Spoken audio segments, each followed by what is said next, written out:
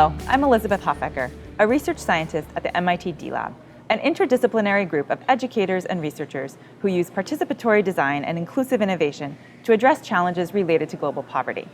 Today, we're at the MIT Sloan School of Management, where over half a century ago, a group of researchers pioneered the study of complex systems. Our world is full of complex systems, and over lunch, I've been reading about one of those systems that's currently in crisis, our global recycling system. Did you know that right now, millions of tons of paper and plastic and other materials that we're putting in bins to be recycled are actually going straight to landfills or being burned instead? Before we take a closer look at what's going on, let's clear some space and get rid of all of this. Okay, this is paper. I'm going to put this here. This says compost, so I'll go ahead and put the food waste there. Now, I'm not sure about this remaining paper and plastic, which is dirty, but I wouldn't want to send something to the trash if it could be recycled, so I'm going to go ahead and put it here. Now, let's see if we can figure out what's going on with the global recycling system. It says here that companies from China that had been buying most of the recyclable waste from the US have adopted new strict standards. They've stopped buying shipments from us because they're too mixed up and contaminated with non-recyclables and food waste. Because these buyers aren't buying from us anymore, the recyclables are piling up with nowhere to go except for the landfill. And here it says that towns and cities across the US are finding it cheaper to just take recyclables to the landfill rather than process and clean them according to the new Chinese standards. Oh no, now I'm realizing that by putting as many things as I can in the bin, I'm actually contributing to the problem because those dirty materials might cause the whole load to go straight to the landfill, even if there were lots of perfectly recyclable materials in there. In other words, my desire to keep materials out of the landfill might actually be causing recyclables to end up in the landfill, exactly the opposite result of the one that I want. This kind of situation is actually pretty common when we're dealing with complex systems, where oftentimes a lot of individual good intentions can add up to a bad result or an unintended consequence that nobody wants. Let's think about a system you interact with every day, the transportation system where you live. The purpose of a transportation system is to move people and goods efficiently from one place to another. But like other complex systems, transportation systems can also produce results that nobody intended, and these can be both good and bad. So now, with a classmate sitting close to you, briefly discuss and see if you can identify some unintended consequences of the local transportation system where you live, focusing on consequences that you might have experienced directly. I'll see you back here in a few minutes.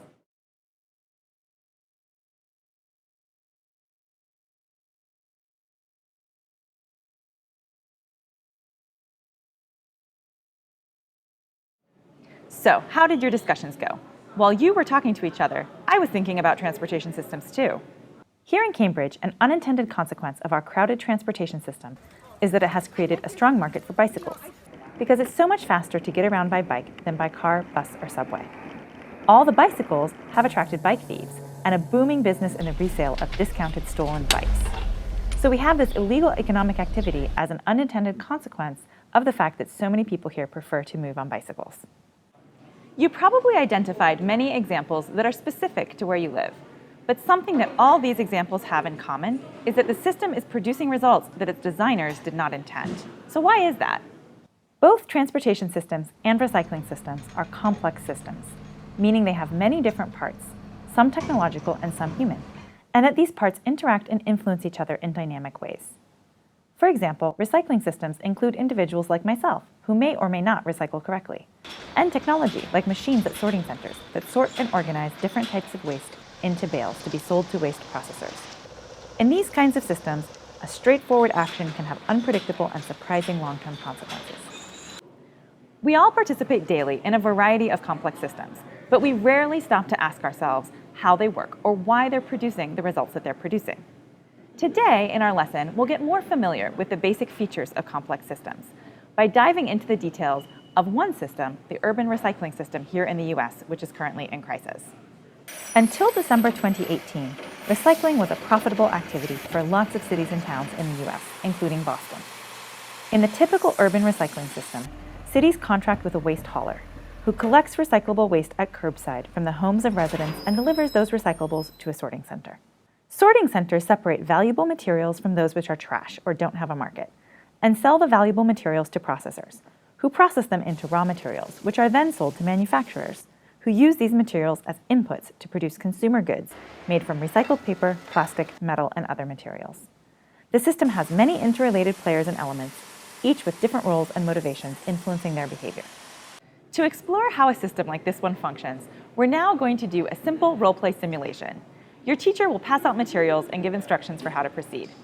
As you participate in the activity, think about what behaviors or attributes the system is exhibiting.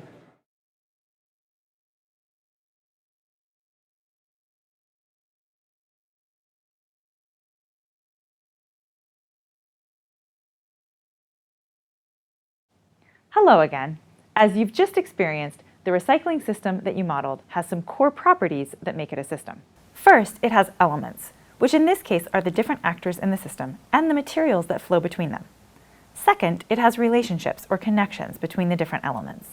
And third, it has a function or purpose, which in the case of a recycling system is to take materials that would otherwise go into a landfill and process them so they can be used again.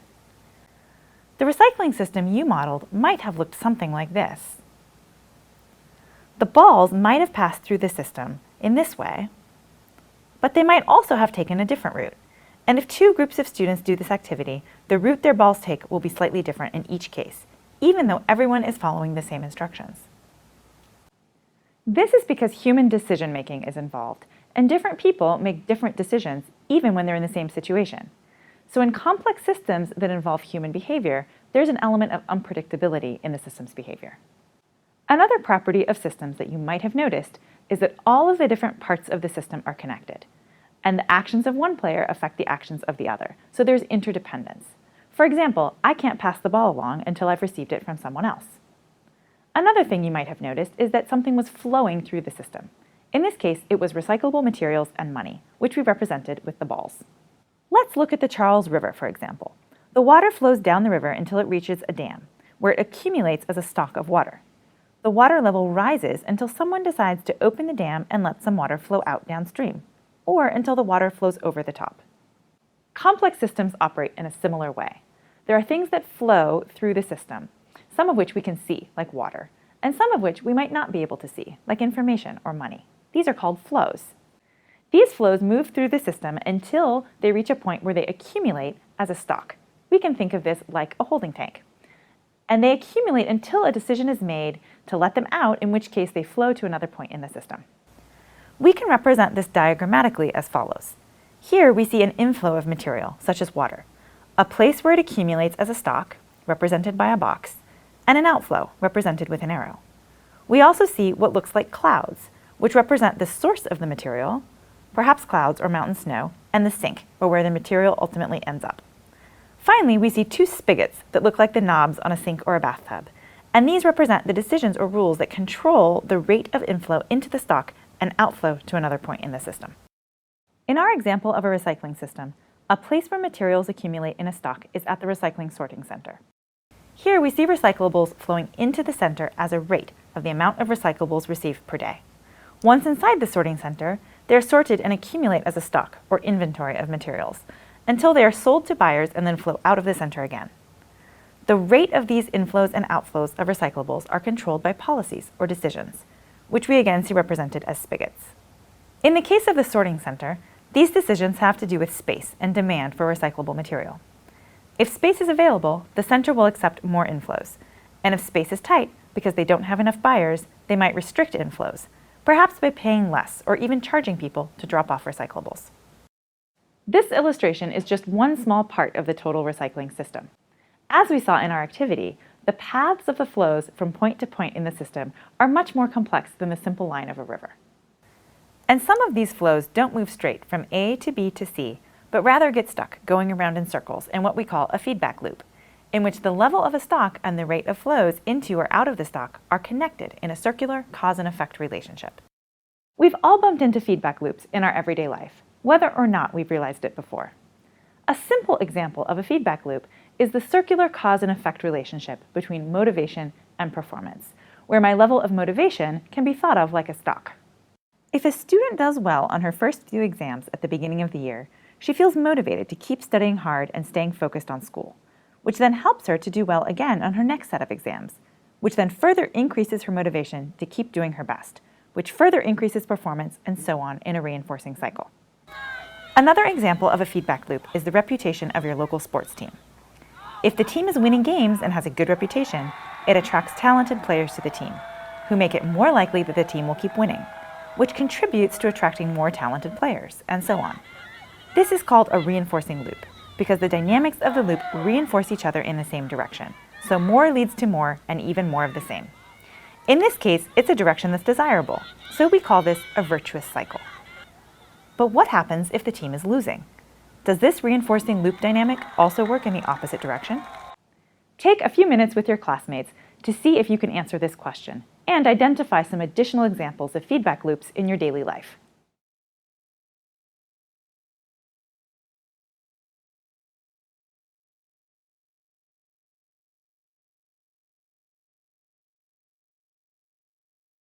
Welcome back. So, what did you decide? Does the feedback loop of reputation work in both directions? If you think of the reputation of a sports team, or perhaps a local restaurant, you can see that the basic dynamics of the reinforcing loop can create either a virtuous cycle or its opposite, a vicious cycle. In either case, the level of the stock, which in this case is reputation, gets either larger and larger or smaller and smaller through the self-reinforcing and circular dynamics of the loop. Now, let's take a look at how one of these feedback loops works in the context of the recycling system. In this case, the city wants to generate revenue through recycling, and this motivation leads it to operate with a policy that if it's making money from its program, it will try to increase the flow of recyclables through the system. For example, by making it easier for households to recycle. Let's see how this policy sets in motion a feedback loop. The city pays the hauler $5 to pick up recyclables, which gets taken to the sorting center. Since the sorting center has strong demand from processing plants, it can pay the city $10 for these materials, and this profit leads the city to increase incentives for recycling, perhaps by telling households that they can just put everything in one bin to make it easier. This means that more households recycle a larger volume of material, which generates more revenue for the city and leads to even more incentives to increase recycling. This looks like a reinforcing loop that is a virtuous cycle. Over time, we can see that this loop dynamic causes the amount of recyclables moving through the system to increase like this.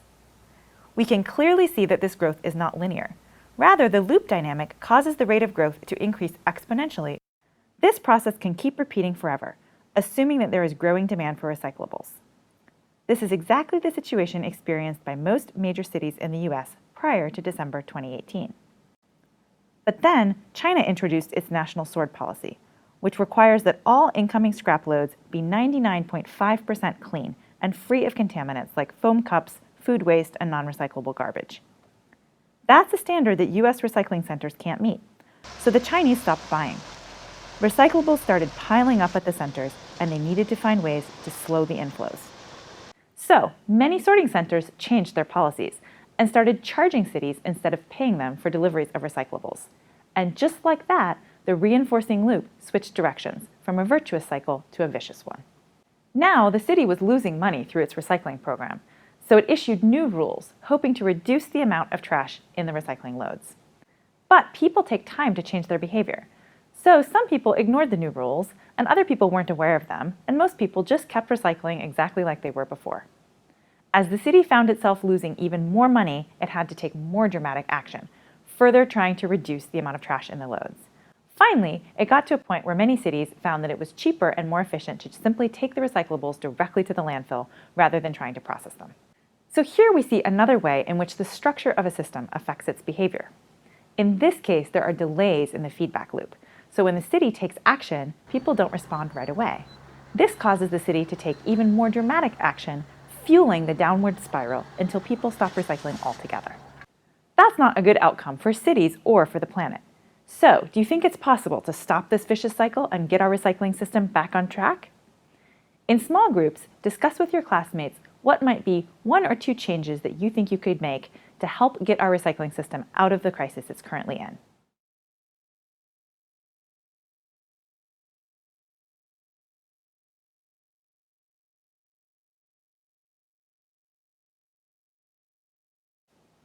Welcome back. Were you able to identify some actions that might help get our recycling system back on track? One action you might have identified would be to create an information campaign that would educate households on how to clean their recyclables to meet the new standards. Another would be to create local sources of demand for the materials that the Chinese aren't buying anymore. For example, someone could start a local factory that can process recyclables into useful materials in the condition they're already in. One former student from MIT Sloan, Bilikas Adebiola, has implemented one of these solutions in designing a recycling system for her hometown of Lagos, Nigeria. In this system, which she set up through a social enterprise called WeCyclers, haulers on bicycles collect specific materials from households, such as plastic bottles, that can be sold to local processing plants, which use the materials to produce new products that can be sold locally. This system doesn't rely on international buyers and is designed to collect only materials that can be repurposed locally.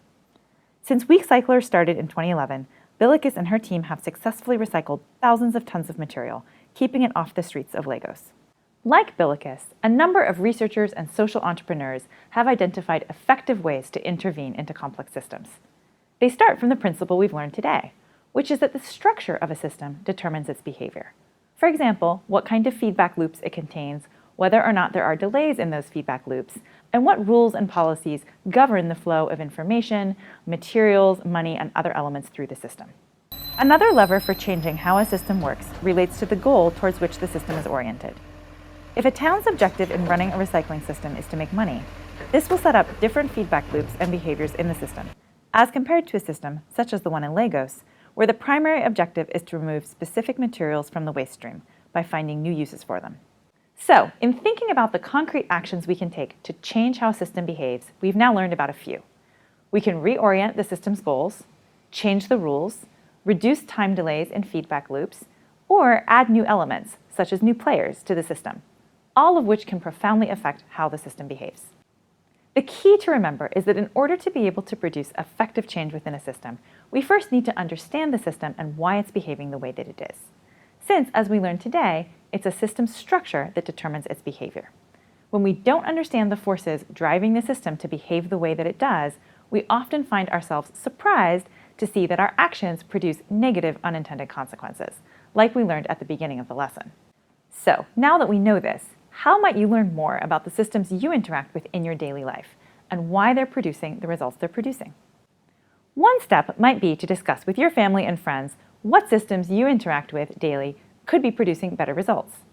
You might think that your local waste management or recycling system could be improved, or you might think that your transportation system or food system has room for improvement. Once you've identified a system that you think could be working better, you can use what you've learned today to start exploring its behavior. What are the key stocks and flows in the system? Are there feedback loops operating? And if so, are they virtuous cycles, vicious cycles, or something else? Are there delays affecting how the feedback loops operate? This process of discovery can be your jumping off point for further exploration of the surprising and counterintuitive world of complex systems, a world we all live in and all have opportunities to influence each day in positive ways.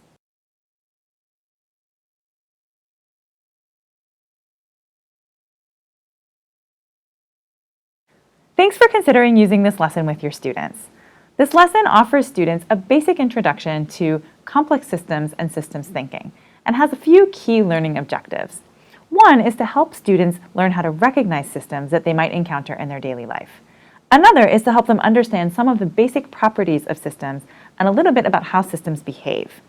And finally, the lesson helps build their ability to read and decipher basic system diagrams, which build skills that later they can use to actually create their own system diagrams. This lesson is intended as a stepping stone to prepare students to engage in subsequent project-based learning activities, which they can use to explore systems that they interact with every day, to learn about some of the basic structural components of systems and their behaviors, and to also figure out how to test their assumptions about how the system is behaving and why. The main activity in this lesson is a role-play simulation, where students basically get in a group and act out some of the components of a basic recycling system using balls of string. This gives students a chance to experience some of the basic properties and behaviors of complex systems. So we provide some detailed instructions on how to run this activity in a downloadable teacher activity guide, but I wanted to talk through kind of some tips for how to run this activity since this is the bulk of the lesson. Depending on how many students are in your class and how much time you want to devote to this activity, it can take anywhere from 15 to 25 minutes. Based on personal experience implementing the activity, I do recommend planning some time to allow students to discuss and reflect on their experience after finishing the active part of the role play. This allows students to unpack and analyze their experience and kind of what they observed about the system as they were engaged in the activity. So in terms of the activity itself, here are some tips. In terms of prep materials, the main materials that you'll need to run the activity are 3 balls of string. It can be any kind of string, but something that the students can easily grab and then pass to the next student, so something that's not very sticky. And then the students are going to each have name tags, and the name tags will look something like this. So on the front, they'll have the name of the actor, and on the back, they'll have the description of the actor and their roles. You can print these double-sided, or if you have single-sided printing, we've designed a separate format where you can print them single-sided and then just staple them together like this. You'll also need safety pins or tape or something that will allow the students to attach the name tags to their bodies. In terms of the room setup, you'll probably want to bring all the tables to the center of the room so that the students can spread themselves out in the space, or you might even do this activity outside of the classroom. The idea is that the students should be able to move around freely, arrange themselves in different configurations, and be able to pass a ball of string between the different students. One thing to think about is that the activity is designed for 10 students to participate. So if you have fewer than 10 students or more than 10 students, there are several ways in which you can modify the activity. If you have fewer students, you might be able to take out some of the less essential roles. So instead of having 2 households, you could have 1 household. Instead of having 2 processing plants, you might have 1. If you have more than 10 students, you can either have some of the extra students simply observe the activity and share their reflections in the discussion, or if you have enough students to actually do 2 groups of 10, you can have 2 groups running the activity simultaneously. So there's a little bit of flexibility in how this activity plays out, but the idea is that all of the students are engaged either with a role or in actively watching the activity as it plays out and then participating in the subsequent discussion. The remaining activities of the lesson are discussion-based, and these are intended for the students to complete in pairs or groups of 3, essentially turning to the students next to them and reflecting on the questions and then sharing back to the class. This lesson might be introducing a lot of new and unfamiliar content to students, so it will be easier for them to really take in and learn if it's followed with some kind of a homework assignment. At the end of the video, we suggest that students talk to their friends or family about a system that they might be interested in trying to improve. And one assignment might involve having students actually do a little bit of research on that system to try to understand why it's producing the results it's producing and to try to see if they can identify some potential levers for change. As part of the course materials, we provide a handout with additional information both about running the activity and some potential follow-on assignments.